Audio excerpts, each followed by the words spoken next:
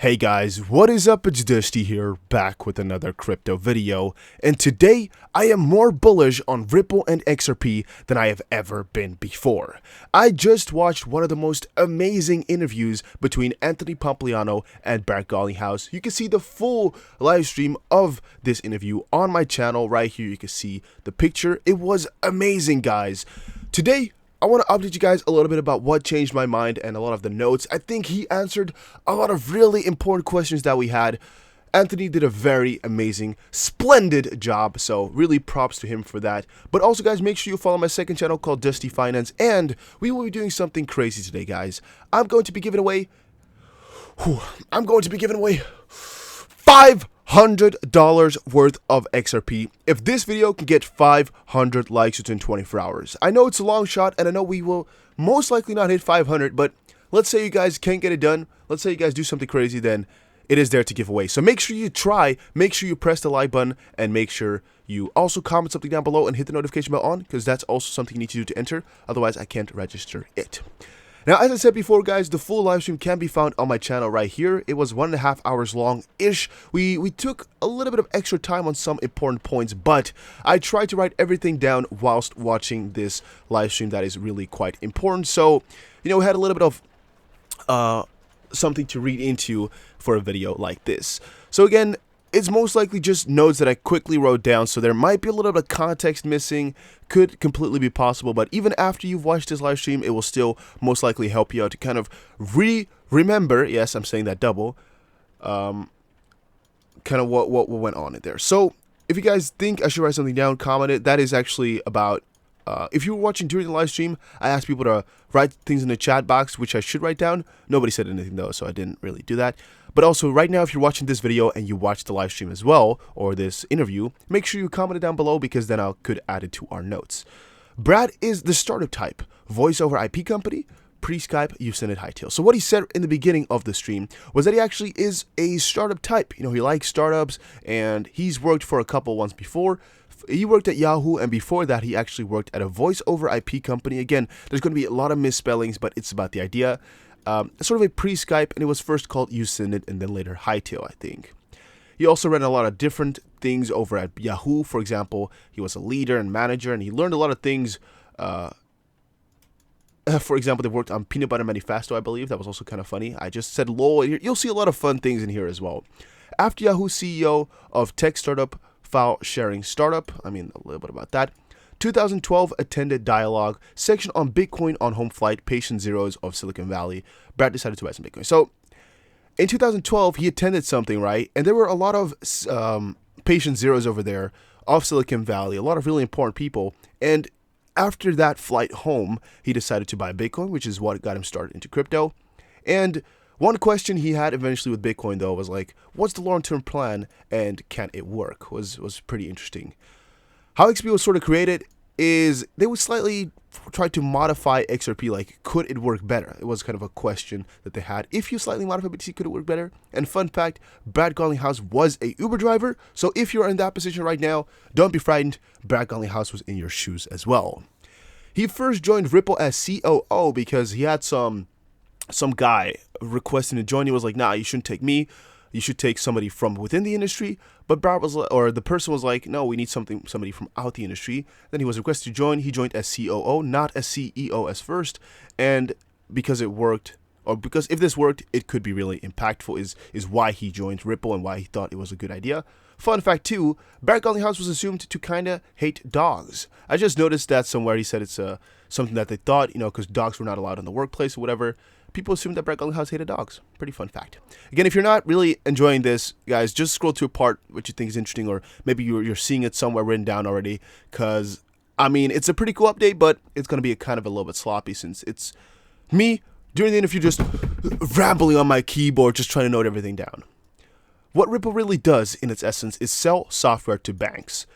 Had three choices, but chose payments and liquidity as a focus, and then very narrow and deep instead of broad and thin. So They kind of, as Ripple, had three choices of what to do. I don't remember exactly the three choices that they had, but one of them was to choose for payments and kind of liquidity as a focus, which is definitely quite narrow, and deeper into that is what they wanted. Instead of doing it like a lot of other crypto projects or fintech companies, like really doing it broad and thin, a lot of different things at the same time. He also said why XRapid towards on-demand liquidity is because the name does better for what it does. So XRapid, I would say personally, right? This is not what he said. I would say personally, XRapid is kind of vague and people don't really know what it means, what it does.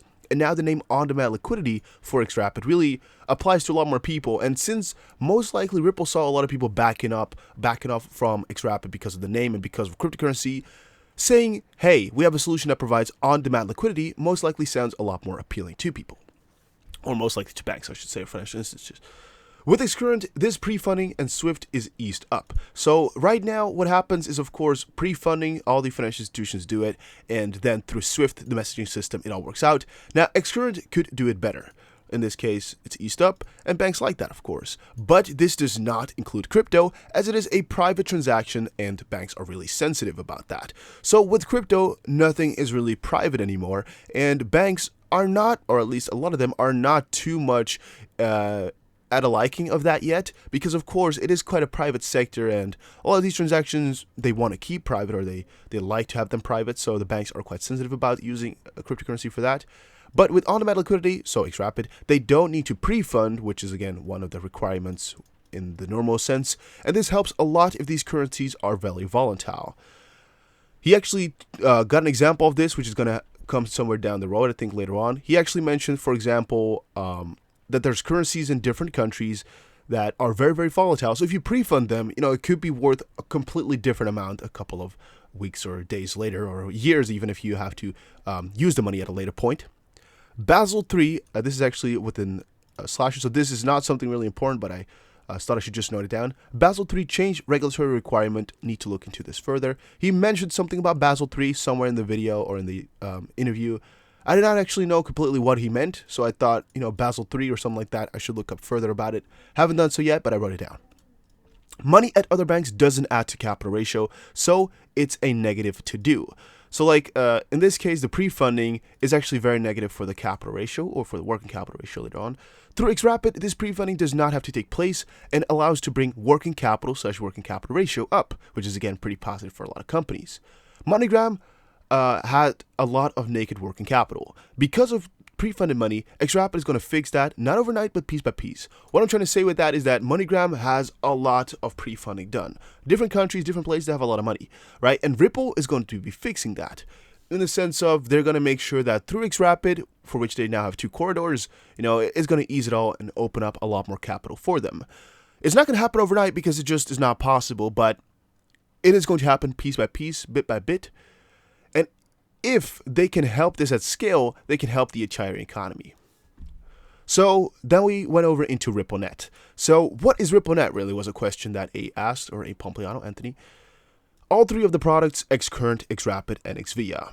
Now, XCurrent is, of course, the most used solution. I don't even know how much he said, maybe 80% of the people use XCurrent that they partner up with. But transferring from XCurrent to XRapid is actually quite easy to do. So you can do one of the 3 products and you don't have to use all. So with RippleNet, even, you don't have to go for all 3 at once. You can actually use one of them.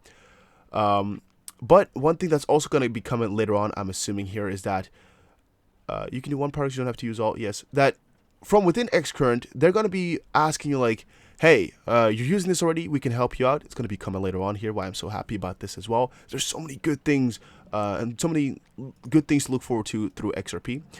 What do these banks pay? Well, they pay a software license fee and paying a professional service fee and transaction fees. Over into XRP.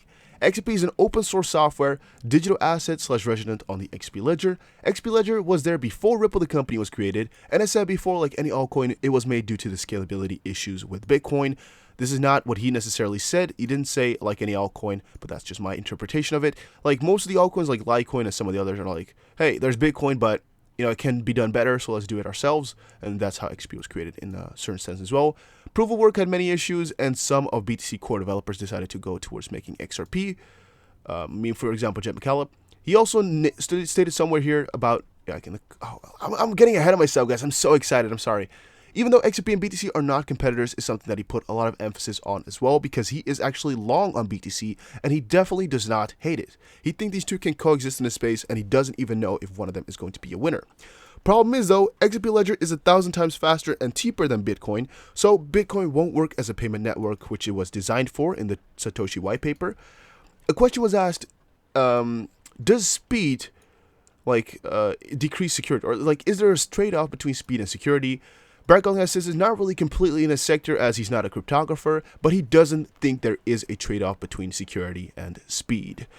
If you do find out that there is, make sure you go ahead and argue that there's a trade-off between speed and security, and go ahead and add Joel Katz and add Garlinghouse on Twitter, because then you can open up a discussion, and I definitely think that it'll be very interesting to watch that.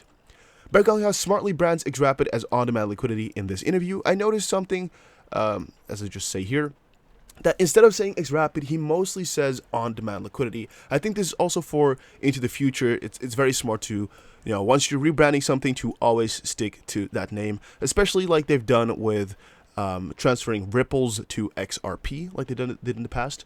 They are really consequent with using one wording, and I think he should really stick to it, and he does a very good job at that.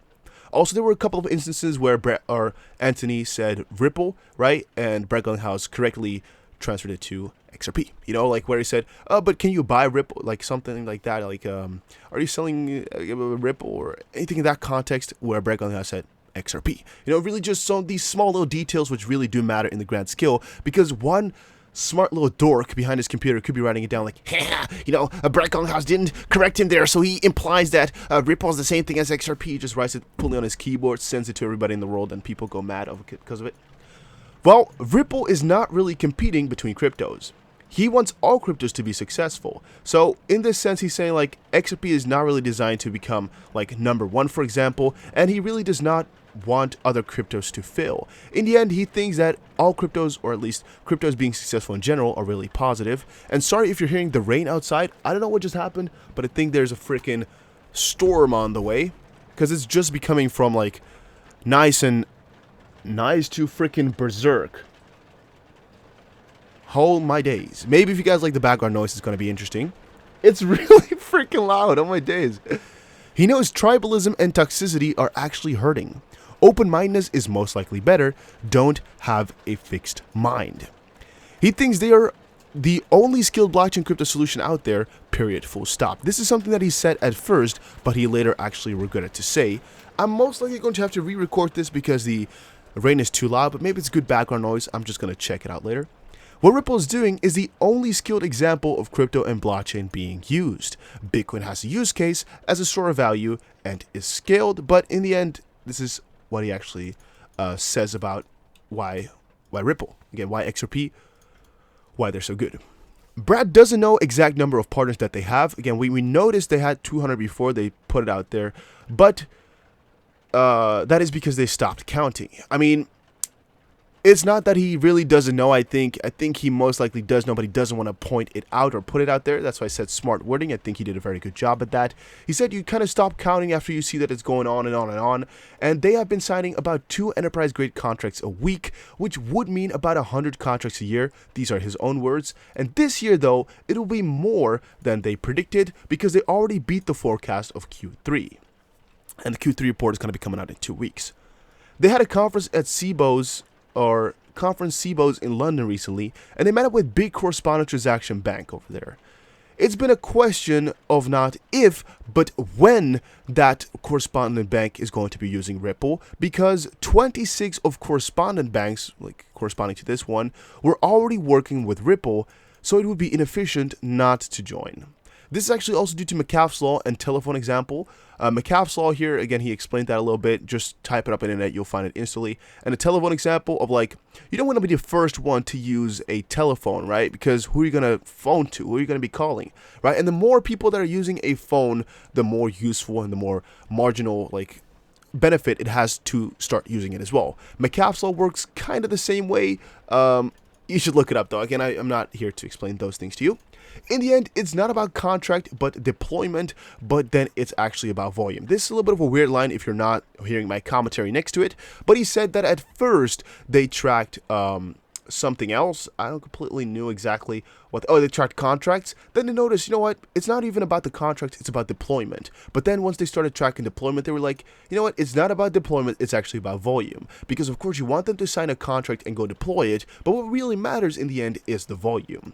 So now as a key metric, they track volume instead of the rest in numbers of transactions, and many thousands.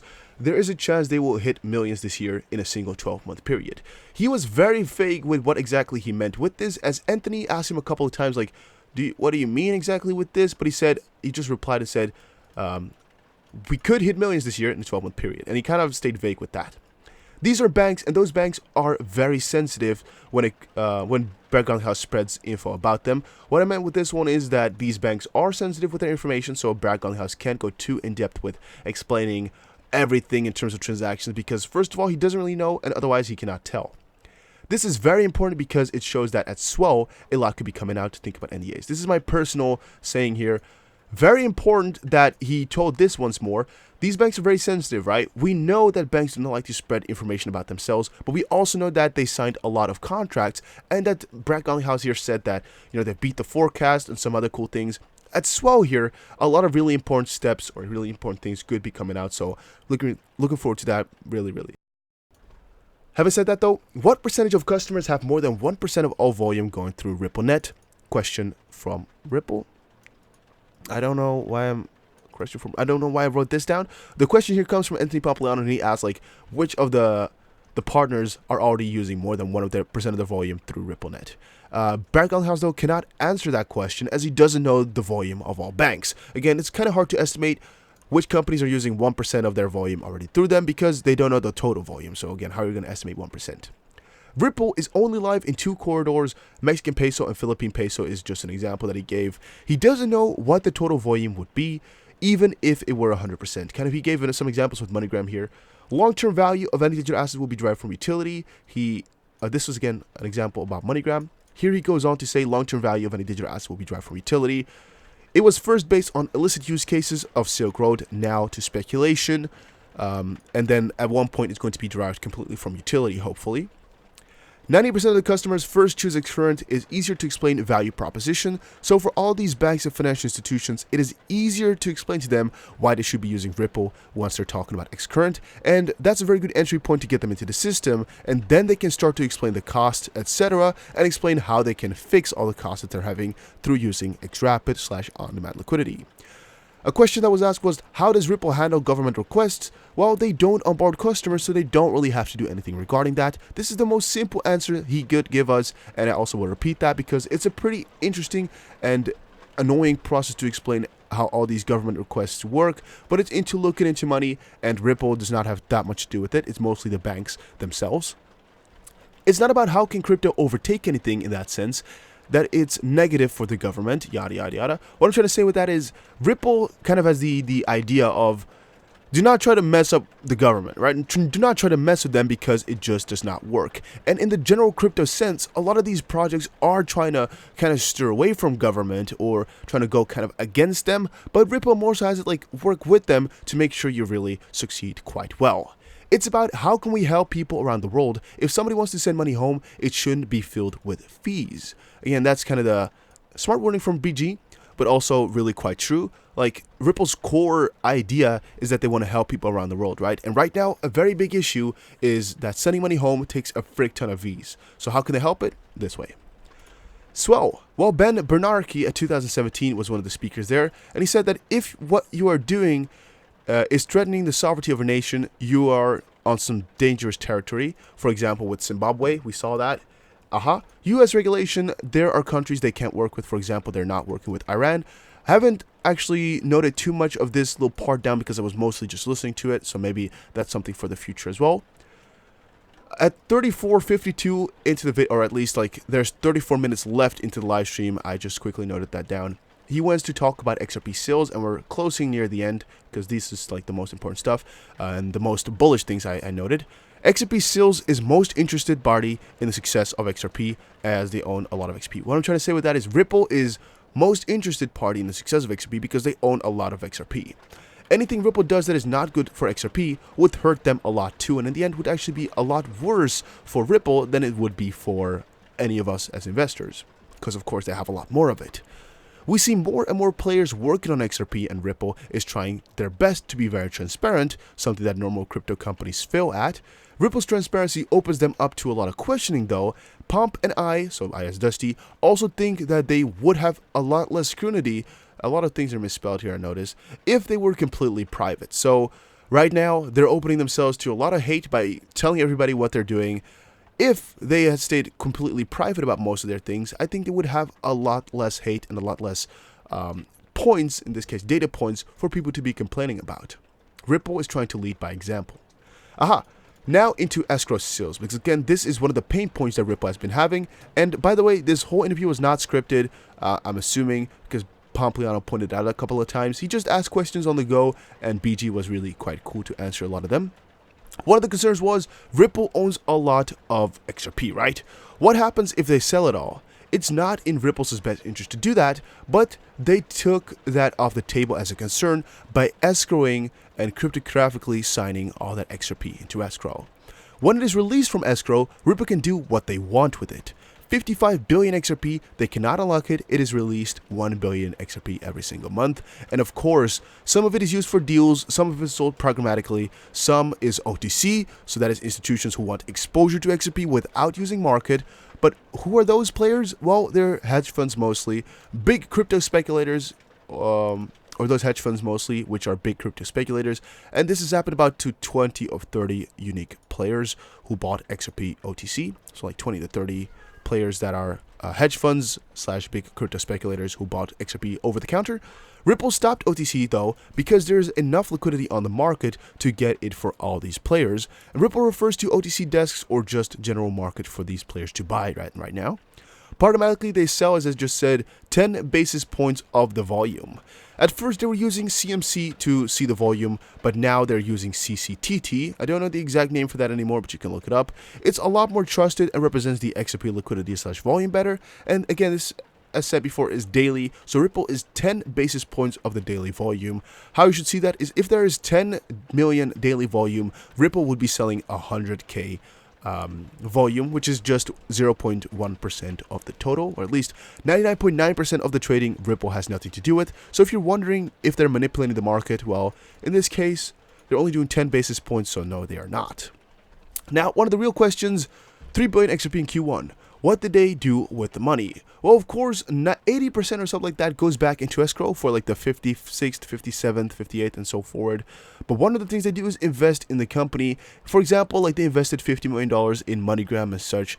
It shows skilled use cases, and that was actually really all he answered to this. There were a couple of smaller points, but they were kind of hard to note down. In BTC and Ethereum, there are no restrictions. Ripple places restrictions on buying and selling XRP for OTC.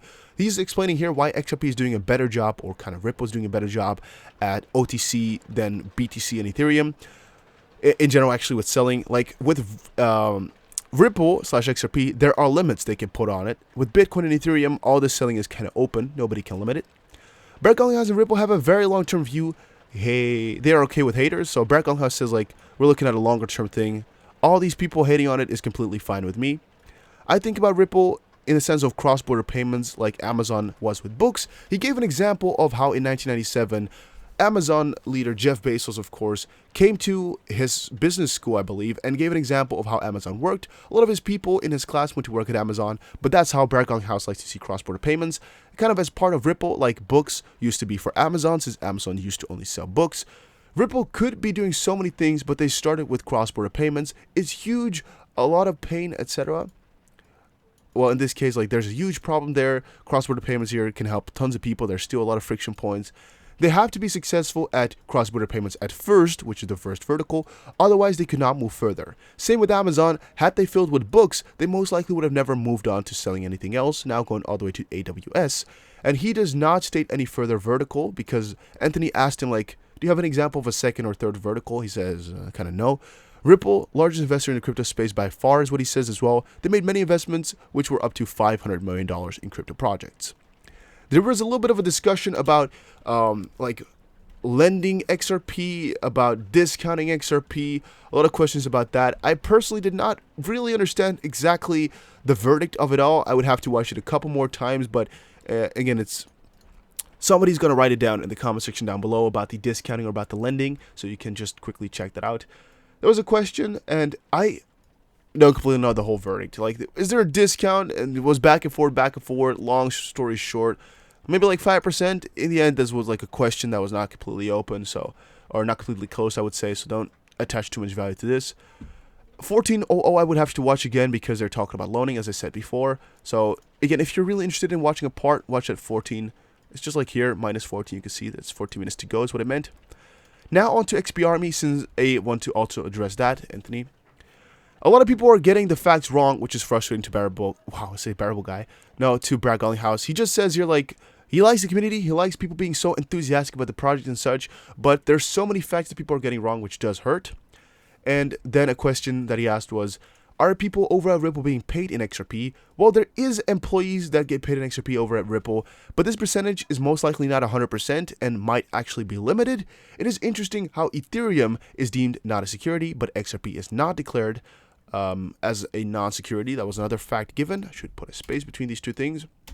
And also, there was no XRP ICO. It's just a fun fact given. Having said that, like all the most serious points, he goes over into like, alright, we're going to round it up. He goes then over into, what's the most interesting book that you have ever read, Brad? He says, Snow Crash. And then Anthony Pompliano, I'm going to short that for AP, also says like, oh, that's a book that's also given to Facebook employees when they join. Fun fact, Barrett Garlinghouse is also a believer in aliens, by the way, because of the law of large numbers. And he says, we have aliens for sure, if you just look out of New York or something like that. I don't remember exactly what he said right there, but it's kind of a funny joke right there. Whole thing's just a fun fact. Does AP think differently about XRP / Ripple now is one of the big questions that we had. Well, one thing that's pretty obvious and that he had us with was we actually never really knew how AP thought about XRP or Ripple. But it is important to separate software company and XRP, is something that he really states right there. There's a lot of room for making banks more efficient, which is what Ripple is doing right now. He also states that. About XRP though, if you can use XRP, why not Bitcoin? And Brad Garlinghouse really smartly states like it's faster and cheaper. AP then went on to say like XRP and Ripple, in my view, will not necessarily be the winner. Not necessarily in this case. Like XRP, it's cool and all, Ripple is cool and all, but in the end, you know, really further into the future, there could be another party that comes along, right? That's kind of what he puts out there. BG says there's not going to be one winner here. There's going to be many winners in every single sector, many different winners. That's also kind of backed up by the fact that he says that Bitcoin and XRP can coexist in the space. Another question was, is XRP going to be a winner? Well, there are real good reasons for it to be so, and there is many use cases for XRP, yada, yada, yada. But BG hopes that these technologies can put a little dent in the universe in terms of making commerce more efficient. That's his end sentence, and that's how we end the interview. Again, guys, this is actually way longer than I expected it to be. Feels like I've been talking for 5 minutes, but it's already 27. But it's still a lot shorter than like 2 hours that I used to do over this interview. But just watching little snippets back, kind of listen to it all, because it's 1.5 hours at least. So we kind of shortened it down, divided by 3. Hopefully that does help you out. And it's kind of to remind you guys of some of the most important points out of the interview, as in a couple of hours, most people in the space will have seen it, but you kind of got to remind yourself of what was important about it, and we can just adjust this, right? If you think there's some other points that are really important, we can write it down. I can go ahead and readjust all the wording and make all these spelling mistakes better, but I don't care enough about that to do so. I just know that I'm really completely bullish about XP right now. First of all, because Garlinghouse is a real G, a real MVP for going ahead and going on this show with Anthony. That's a one that I really got to give him. Really, that's just amazing in my personal opinion. But also on a side note, just for how positive this all looks. They actually overdid the expected results of Q3 already. They beat their forecasts.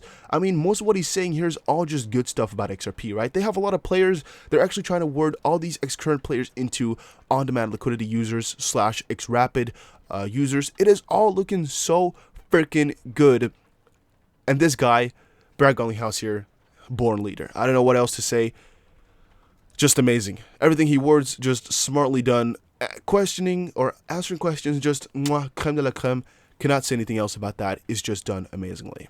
One thing I should just quickly mention here, because I'm not going to be making a video for a couple more hours, is just one news snippet I found. Ripple teams up with Finestra to provide payment solutions with cross-border payments. Guys, this is going to be insane, right? Finestra reportedly has over 9,000 clients, which include 90 of the world's 100 largest banks, and you can know just Ripple's partnering up with them. And as we saw before at one of the points here, like where he pointed out of London with SIBOs, I believe. Where was it right now? I don't know exactly where it is at. Where you can just see, like, the more that they have on the network, the more they're going to be wanting to use it. Like right here, it was the more players that are on this network, the more they're going to want to be using it, and it's going to scale like crazy. I'm bullish on XRP, guys. If you are too, make sure you let me know in the comment section down below. If you're against it due to this interview, make sure you let us know in the comment section down below as well, because I would really like to see your view. Make sure you also go ahead and check out my second channel. I'll be posting a lot of cool videos on there soon. And also, if you want to watch the full interview with a couple of my comments here, make sure you check out the video on my channel. You can see it right here. Thank you guys for watching, and I'll see you guys again in another crypto video. Enjoy your day, everybody, and stay investing. You know, keep up with this news. It's going to be amazing.